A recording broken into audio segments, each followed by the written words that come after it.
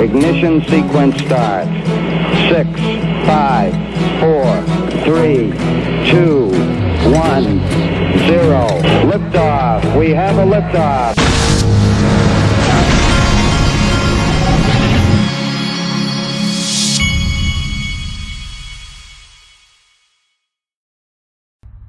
Hey everybody, this is the Digital Asset Investor, and I took half of the brisket that I smoked the other day, I put it in a crock pot, I put some au jus on it, put some carrots, potatoes, and onions in there, put some butter in there, and I've got crock pot, I guess you'd call it brisket stew that's going to be on and all day long, and it'll start smelling nice here shortly. That's what I'll be eating tonight. Check this out. Gold Telegraph, breaking news. China's central bank adds more gold for a 9th straight month. China continues to stockpile gold. So you know the drill, folks. The Glint referral code may still work. I don't know. You'll have to go check. Links in the top of the description. They are one of my sponsors. I buy physical gold. I buy Glint Gold. And Glint Gold comes with a MasterCard debit card that makes your gold spendable. You can literally go to a restaurant and it'll tell you how many grams of gold you just spent on your whatever, your old-fashioned or your steak dinner, whatever you're going to get. Or maybe your brisket. All right, check this out. Digital Perspective says now that Ripple has joined ISDA, take a look at the possibilities for XRP price and adoption. $1,896.23 per XRP. This is a tweet that this Mr. Man has done, where it looks like he basically asked one of these chat GPT type things. Based on the search results, it's difficult to provide an accurate answer. In other words, saying, what if we had 10%, I think that's the assumption, if it captured 10% of the derivatives market? As of August 4th, 2023, the current market cap of XRP is 34.9 billion USD. Assuming that XRP processes 10% of the derivatives market, which is estimated to be over 1 quadrillion in notional value, we can calculate the following. 10% of a quadrillion, 100 trillion. If XRP processes 100 trillion and its current market cap is 34.9 billion, then the market cap of XRP would need to increase by approximately 2,865 times using the current price of XRP, which is 66 cents. We can estimate a potential price of XRP if it were to process 10% of the derivatives market as this times this equals boom this. Now, I believe that all of these people that are in this game, they're in this game for these kind of eventual numbers. And when I say these people, I mean the Ripples of the world.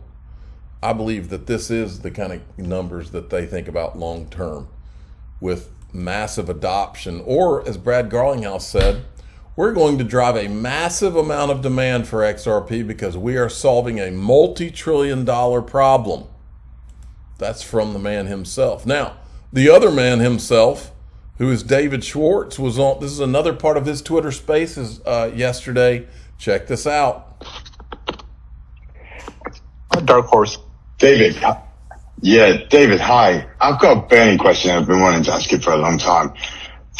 We saw Exhibit F and Exhibit G in the court case, and it was about how the ODL was expensive in compared to other transactions that are out there in the current financial systems, and how Ripple incentivized the actual payments to make them cheaper. Has Ripple actually fixed the costings for the ODL transactions themselves now? Or are they still incentivizing the customers?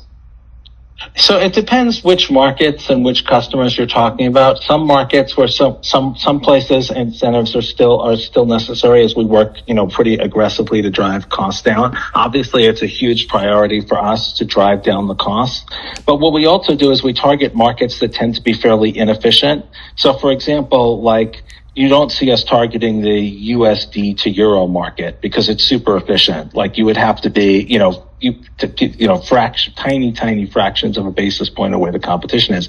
But you see us more in markets like USD to MXN, where those markets are less efficient, and so we don't have to be economical to compete with them. But I think the problem is what happens when people compare the prices is they don't compare all-in prices. So, for example, one of the big advantages of ODL is that you can keep one pile of USD or XRP for multiple corridors, and you don't have to balance, over weekends. And if you do a fair job of including things like the capital savings, then the economics look a lot better. But some of those economics only matter, like that advantage of the economics only matters for a customer that has multiple corridors. So it's also, to some extent, us targeting customers that have needs that it matches. So that's one of the reasons why we pivoted from banks. In the very early days, we thought the right targets for ODL were banks, and we pivoted to non-bank financial institutions and sort of payment services companies because they have a higher cost of capital.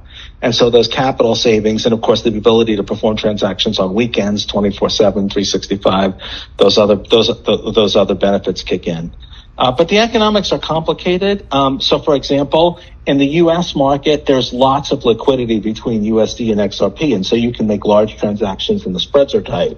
Whereas, like in Philippine pesos, there isn't as much sort of native liquidity.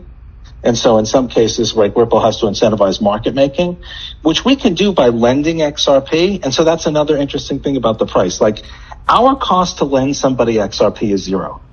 Our cost to have XRP sitting somewhere so a customer can get XRP instantly when they need it is zero. But you can't, when you calculate like the economics of ODL, do you include like our cost for those things, or do you include fair market cost for them? To some extent, like one secret weapon that Ripple has is we can keep XRP everywhere at literally zero cost. So if like a customer wants to buy XRP on demand, we can leave it ready for them at literally zero cost. We can pre-fund multiple places at literally zero cost. How about that? The Ripple secret weapon. I like that. Check this out. The shift toward digital currencies requires a stable instrument that is both digitally native and easily connected to fiat currency like the US dollar. PayPal has issued a dollar-pegged crypto stablecoin. I don't know if there's music over this thing, so I'm going to let you watch it. But this is PayPal issuing a stablecoin PYUSD.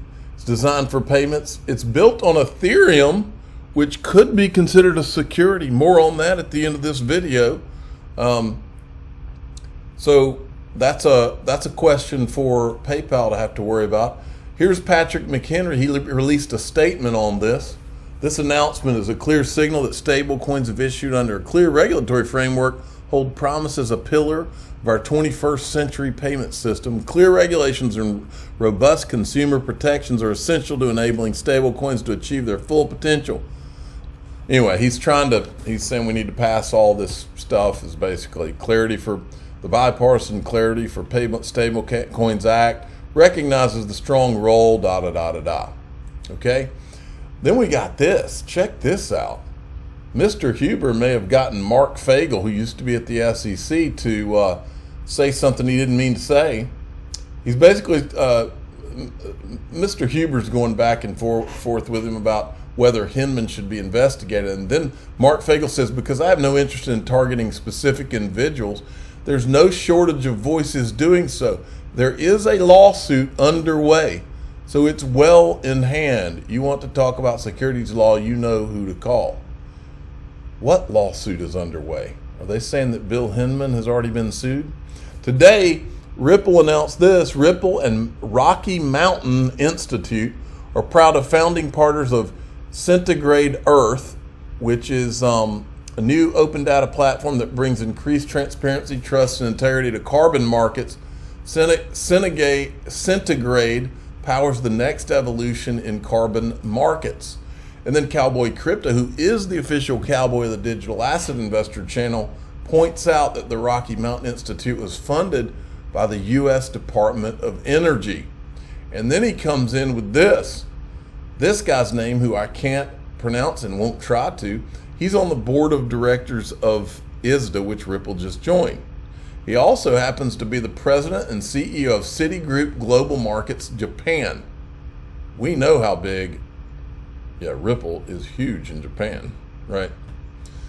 And finally, I want to show you something. John Deaton was going around about this. If you remember, the case around Luna, there was a big deal made about a week ago, I think, where the Luna judge had apparently rejected, basically didn't account for the decision from the Ripple case. Well, John Deaton's pointing something out here that I think is very important. He says, that statement by Torres is consistent with Rakoff's decision. He says, now notice what Judge Torres says next after citing case law. Here, the record establishes. Let me translate what that means. Here means this case, the Ripple XRP case, not every other case and every other token. Think Gary Gensler saying, what is that phrase he uses? Facts. It's all facts and circumstances based. What that means is it doesn't matter how many cases Gary Gensler loses. It's the facts and circumstances of this case is what the judges are ruling on, not other cases. But then John goes on. He says here means this case, Ripple case. The record means the indisputable facts presented to her. Notice that the judge cites the 56.1 statements and counter statements offered by the parties and the XRP purchaser affidavits. And this is what I was talking about PayPal earlier. PayPal just built a stablecoin on Ethereum, and Ethereum is not out from under. Look, folks, Ripple could settle with the SEC tomorrow, and in that settlement, that post-judgment settlement would mean, and make no mistake, they would make sure, or the SEC would make sure, part of the agreement was that they point out that this only applied to XRP. That could happen today. And both Ripple and the SEC have different types of leverage that they could use to come to some kind of agreement there. Make no mistake, folks. You're really dealing with XRP being the only digital asset with legal clarity, folks. And you could be dealing with that for a lot longer than we think. All these congressmen like Patrick McHenry that are talking about trying to get bills passed, remember, it doesn't matter if there's all this agreement between the House and the Senate, which I don't know if they can even do that, but the guy behind Operation Choke Point 2.0 is Joe Biden to set out to destroy the crypto. Is he going to sign off on that? And if he doesn't sign off on any of these bills, you could be sitting here for another year or two with nothing, in which case XRP remains the only digital asset with legal clarity. I'm the digital asset investor. I'm not an investment advisor. This is for entertainment purposes only. Please subscribe, hit the like button, and tell your friends and family.